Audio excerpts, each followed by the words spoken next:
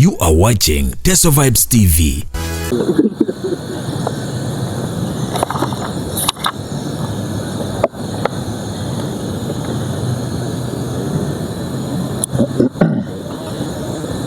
My colleagues, the party leaders who are here,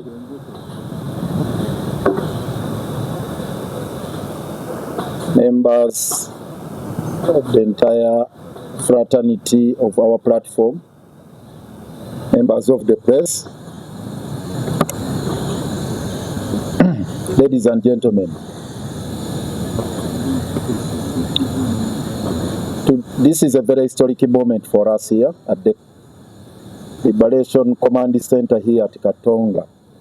It's a moment we are treasuring and we are celebrating.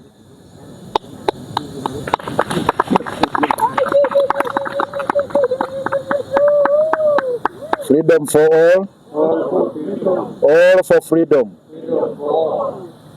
It has taken us 20 solid years. 20 years. From 2005 to 2025 to fight to bring down this monster called the General Court Martial. We are enthused and excited to note that now it is dead. We commenced the year on that note when we assured the nation that this year we are determined to bring down the General Court Martial.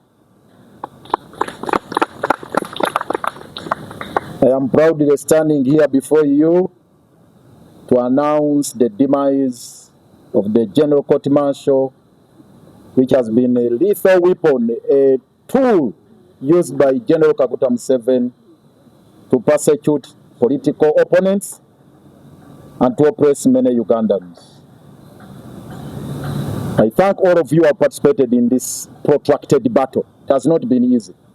We have lost many of our colleagues, including Dr. Kizza Besigye's own brother, the late Sas, who are the first victims of this oppressive instrument called the General Court Martial.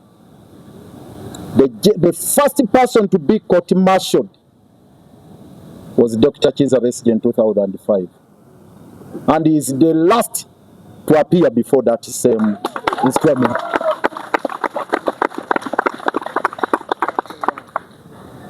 After a protracted battle of 20 years. Just to give you a bit of history, it was in 2005, upon his return from South Africa, that General Kaguta Museveni, after expressing his indignation at the way the conventional courts were dispensing justice in accordance with the Constitution, which himself he birthed, decided to come up with this kangaroo court. He enacted the UPDF Act to operationalize, ostensibly to operationalize the 1995 constitutional provision that had given mandate to Parliament to come up with a law to regulate the UPDF deployment, discipline, management, and so on and so forth. That is Article 210. But unfortunately, Parliament exceeded this mandate and created this outfit called the General Court Martial under the provisions of Section 197 of the UPDF Act 2005, specifically to satisfy Mr. Museveni's desire of having a different criminal justice regime outside the orthodox one which is provided for under the Constitution. Justice Ogora at that time, who was the principal judge,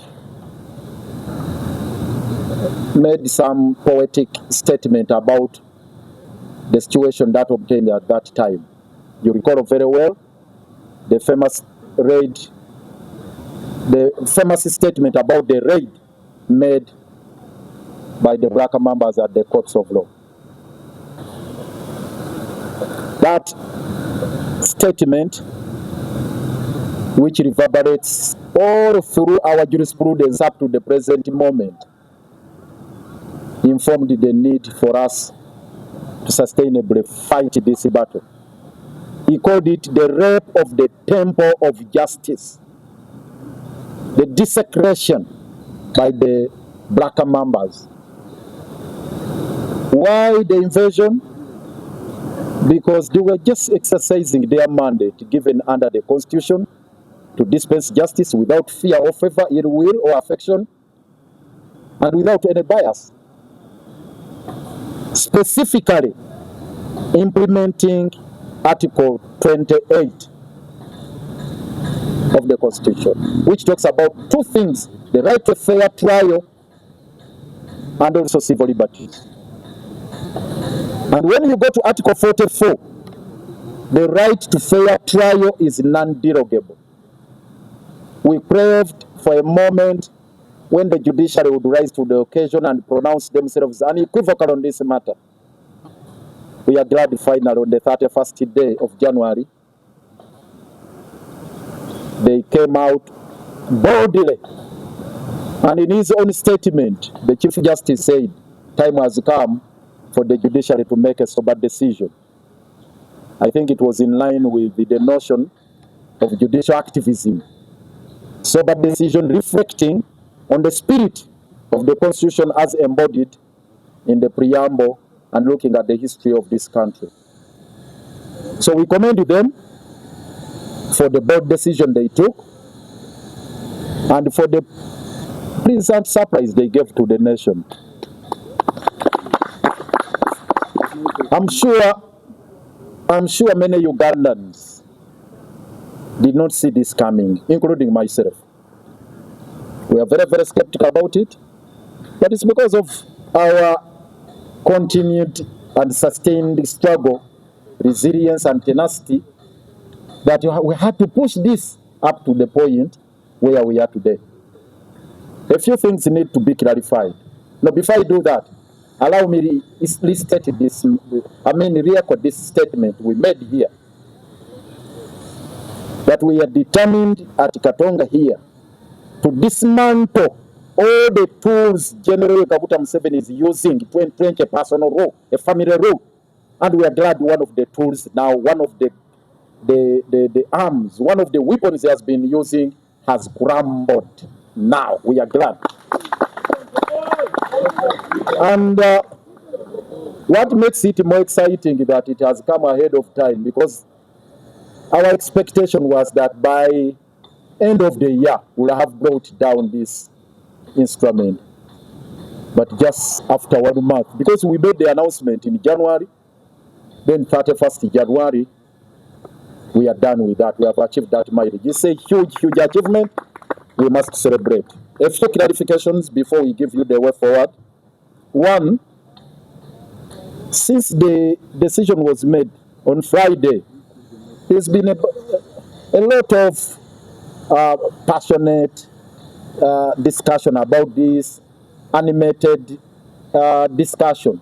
There's been an animated discussion within the public domain on this very important matter. Unfortunately, there's been some misconstruction of the same, which we need to correct and put into proper context. Number one, General Kaguta Museveni issued a statement which was paradoxical. On the one hand, he was lambasting the justices of the Supreme Court for the decision they made. But again, in the same statement, is indicating that actually they are going to correct the wrong they made. So it is a paradoxical statement. But we take exception to the language he used in that statement.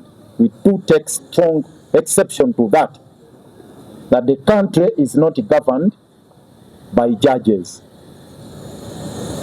that the country is governed by Museveni and the voters. We need to remind General Kaguta Museveni We have a constitutional order in this country. The constitution creates a conventional system of government whereby we have 3 organs. We have the executive, we have the legislature, and we have the judiciary. Each of them operating independently. Now Mr. Museveni is sending signals that actually the only instrument, no, rather the only organ that has the mandate is the executive arm, where there are electoral processes. But because the judges are not elected, therefore they don't enjoy the mandate of the people. We want to remind him about the provisions of the Constitution, which clearly state that judicial power is derived from the people of Uganda. Let him read the Constitution. And that the judges are commanded to exercise that mandate for and on behalf of the people of Uganda. So the judiciary is as important as the executive and the legislature. We don't need to lecture Mr. Museveni so much about the structure of government in relation to the 3 organs of government. So that statement is very, very unfortunate, and we condemn it in the strongest terms possible. That is number 1. 2, their commentators, I think it's their maiden voyage in legal interpretation, who are asserting that the General Court Martial, as we knew it before, still exists. If they are lawyers, they are novices. If they are politicians, they are disingenuous. The judgment was unequivocal, was very, very clear.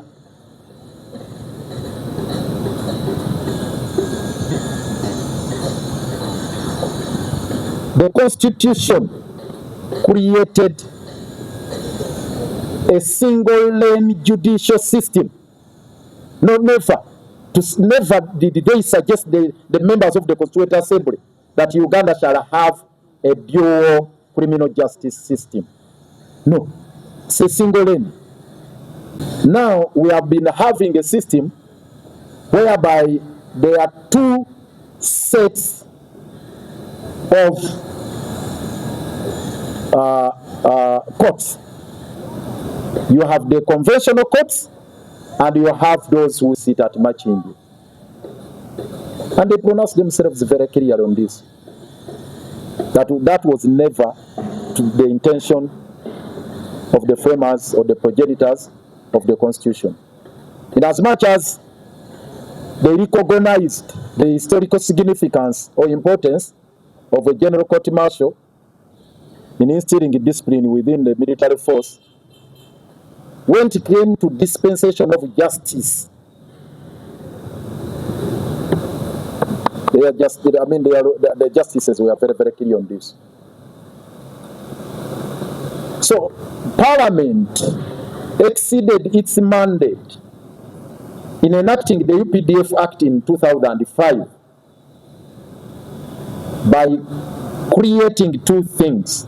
One, the provision, that is 117, which is now 119, that vested mandate in the General Court Martial to try civilians of 2 categories. Those who were said to have brought themselves within the purview of the General Court Martial by either abetting crimes committed by serving military officers, or those who wielded weapons which had been considered the monopoly of the UPDF. Now, that animal, we asked when we were in the General Court Martial, that animal, a weapon which is ordinarily the monopoly of the UPDF, which one is that? It was the same question before the Supreme Court. Which one? It has never been defined. So in other words, there is no weapon which is a monopoly of the UPDF. And that's where Parliament went wrong. They also went wrong in that suggestion that even soldiers who are charged with capital offenses that attract serious and grave penalties like a death sentence or life imprisonment, that they can be tried by a tribunal which was not competent, manned or presided over by people who did not have necessary qualifications. So that's why they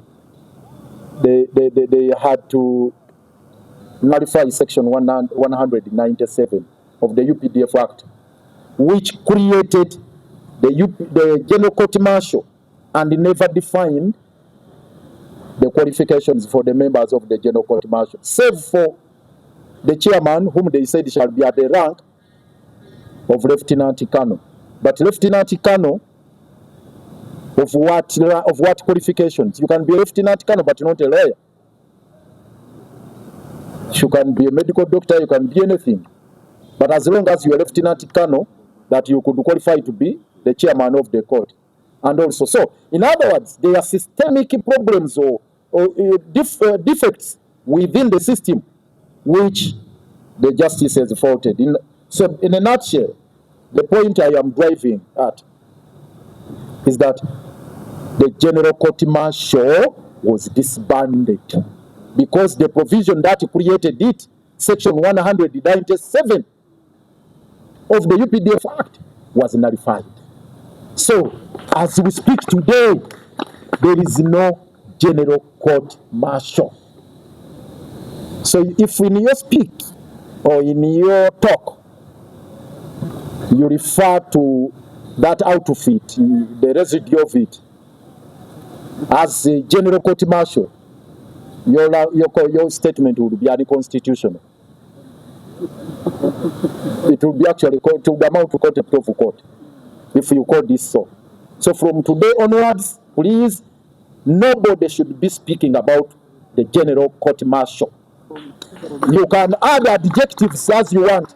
The defunct General Court Martial, the former General Court Martial, the whatever, or whatever, the late. So there is no General Court Martial as of 31st January 2025.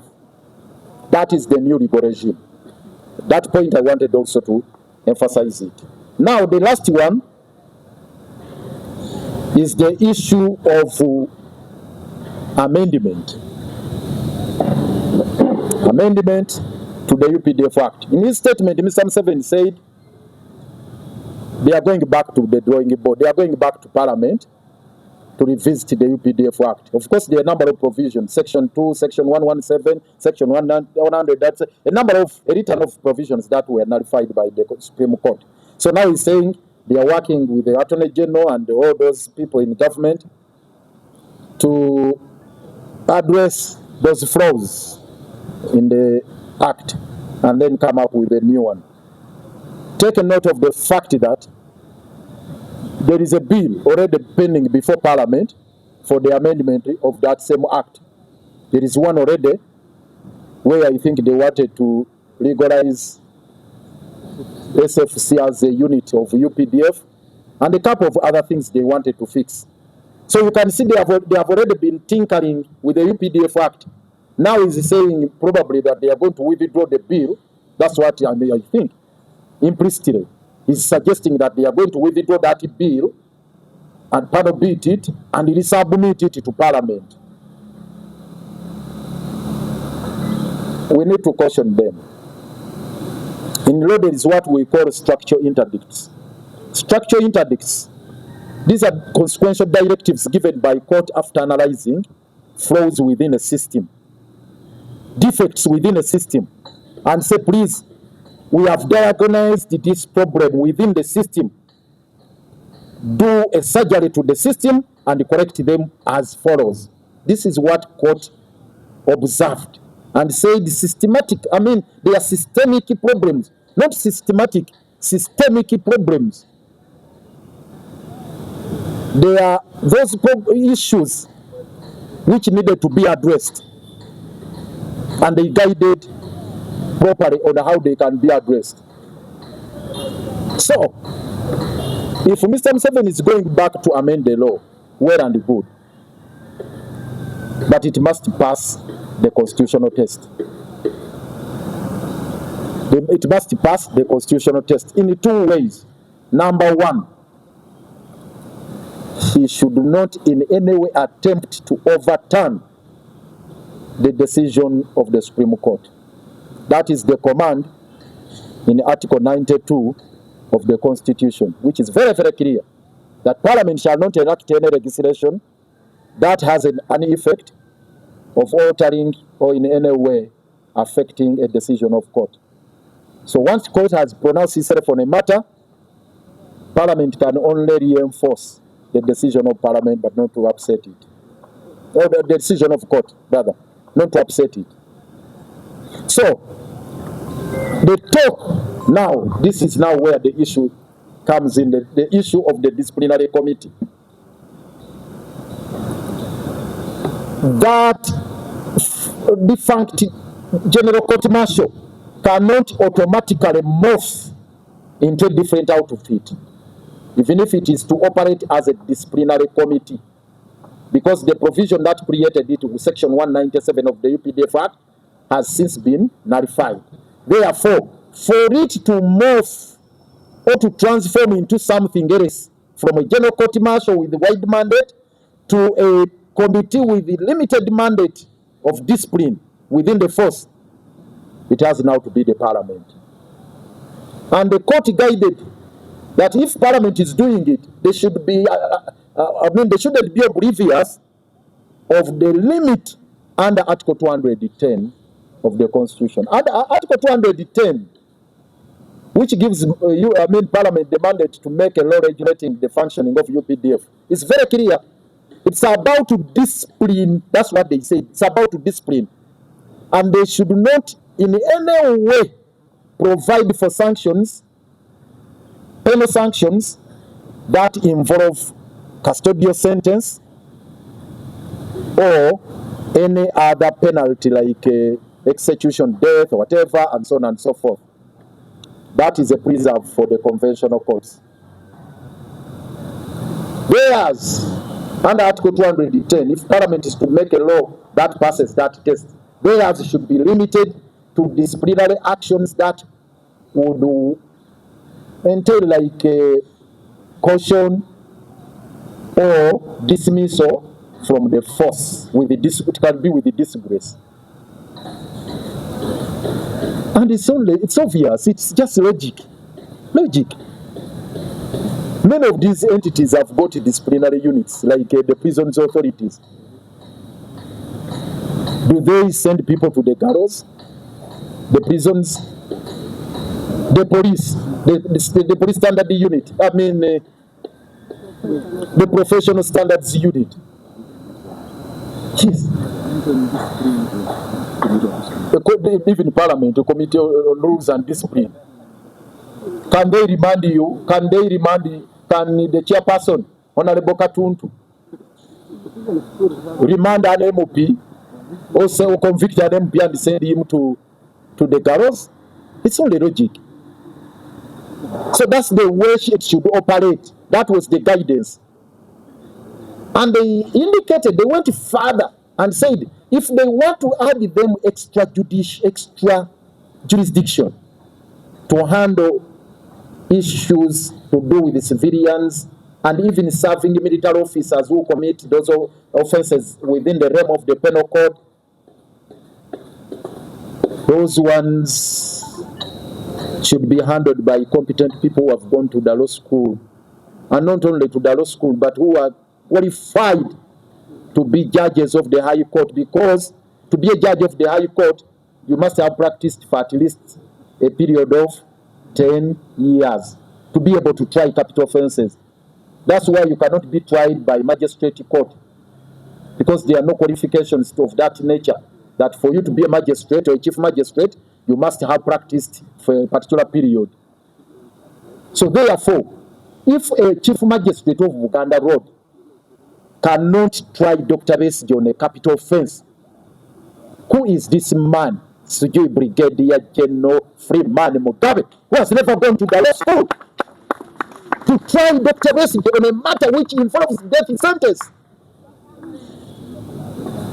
That is an absurdity. So this is where we take exception to General Kaguta Museveni in his statement. He said, you see, because he has indicated they are going to defy, he said, you see, if some jurisdictions provide for a law on homosexuality, where a man can marry a fellow man, why not having a system here where people who have voluntarily brought themselves within the ambit of the of the military law to be subjected to martial law? That is the analogy was drawing. We are asking with General Museveni, with all due respect, please, you know I'm sorry to digress a bit.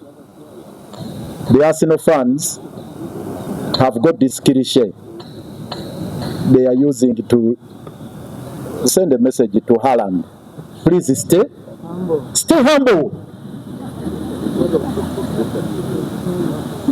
Yes. The Arsenal fans have told Haaland, please stay humble. Stay humble. We are telling General Kaguta Museveni, please stay humble. Just swallow your humble pie. You lost it on Friday.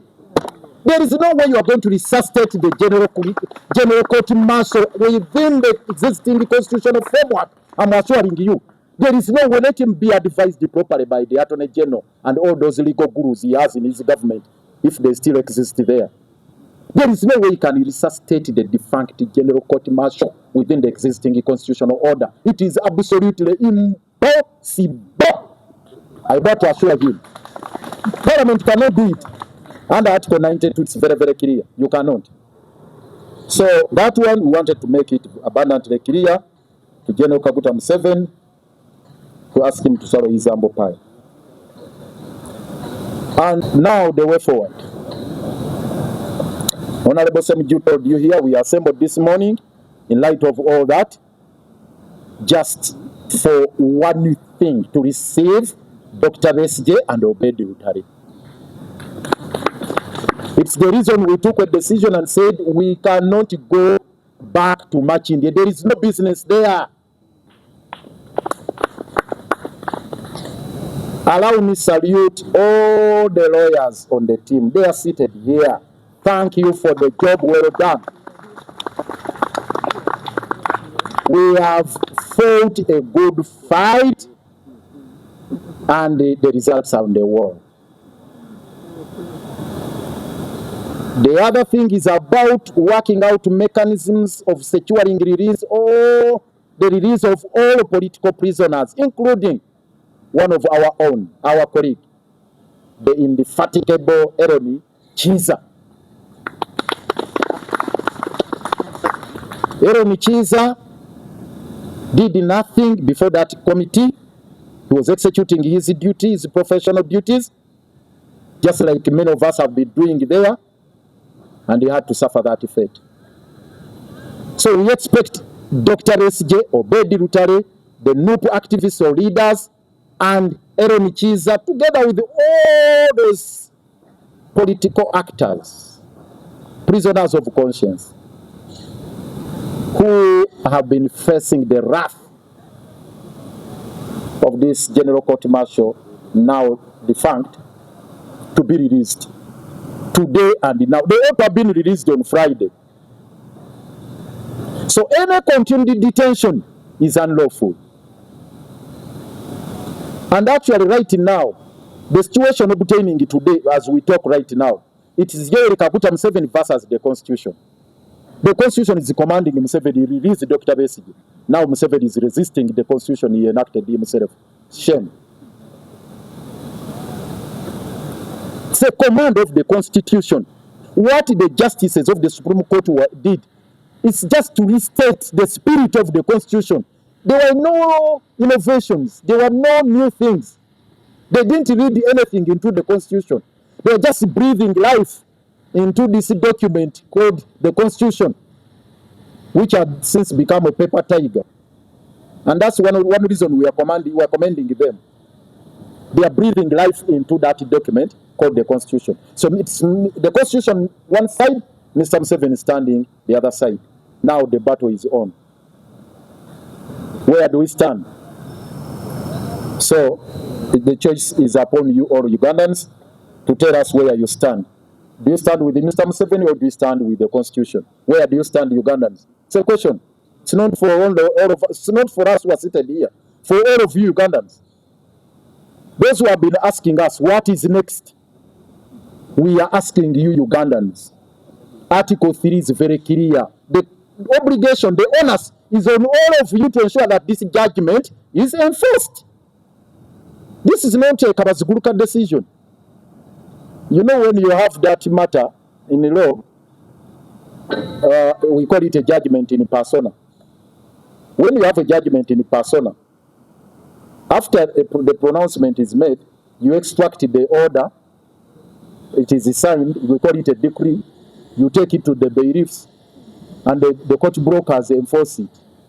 But when there is a judgment in a realm, there are two types of judgments. A judgment in persona and a judgment in a realm.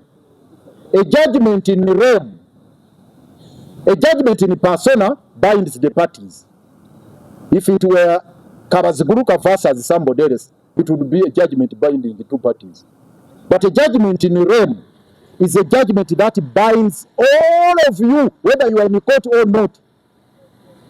So the matter, the decision in the Supreme Court, given the Kabaziguruka matter, is a judgment in a realm which binds all Ugandans.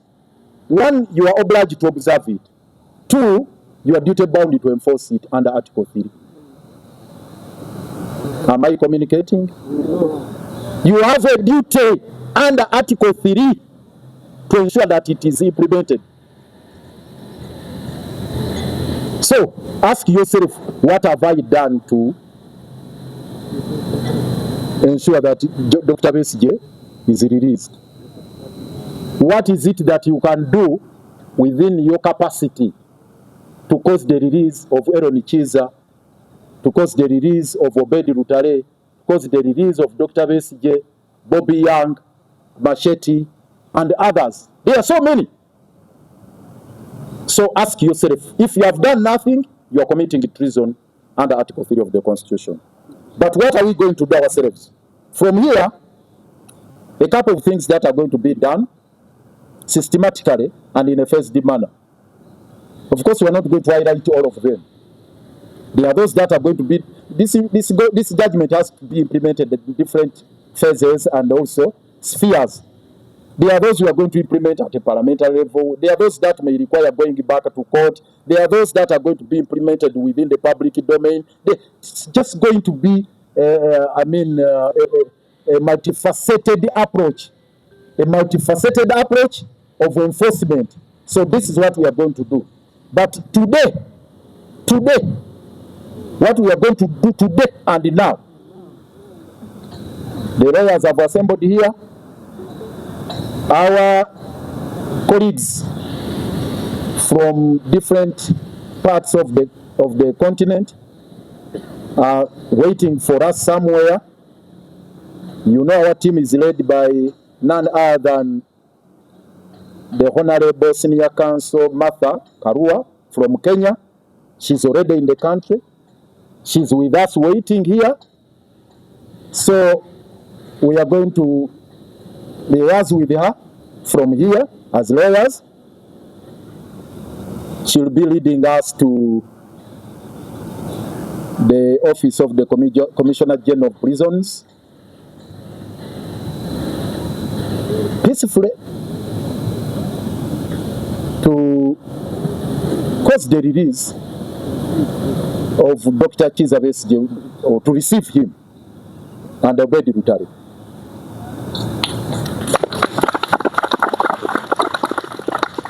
So, just like we have been going to the chambers of of Justice Owinyi Doro, you recall we went there and he had to take a swipe at some of us in the judgment. In the common parlance, and now in the ghetto speak, they call it a gari. It is some gari. but we took it with humility. So, just like we have appeared before different offices, government agencies, to ensure that there is compliance with these orders. So we are just going to, in a very courteous and humble way, ask, and Mr. Byabashaija, the Commissioner General of Prisons, that please, the decision of court is very clear, and the remand warrant which had been given, the remand warrant has since lapsed, one by a fraction of time. Today, it was expiring today. They were ordered to keep Dr. Besigye on remand until 3rd of February. Yes?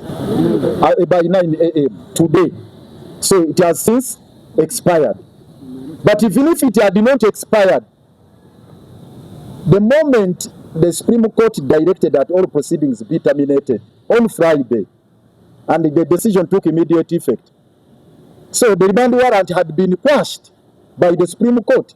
So the Supreme Court quashed it on Friday, but even if by extension of any logic, they were to contend that it continued up to today, then it has already lapsed or expired. By 9 a.m. today, 3rd of February, it has expired.